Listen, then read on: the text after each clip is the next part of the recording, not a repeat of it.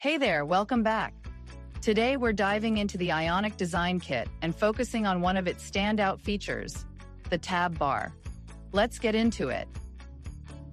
On the left side of the screen, you can see snippets from the official Ionic documentation. The middle section shows our layout designed using the Ionic Design Kit. And on the right-hand side, you'll find a phone emulator ready to show our code in real time.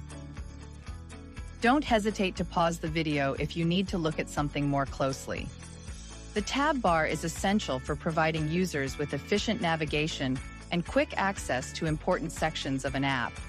With clearly labeled tabs, users can move seamlessly between different areas, enhancing their overall experience. Integrating a tab bar with the Ionic Design Kit is straightforward, thanks to its extensive library, ensuring that your app looks great and functions smoothly. It simplifies app development by providing ready-made components for both designers and developers. The code snippets are all available on our website.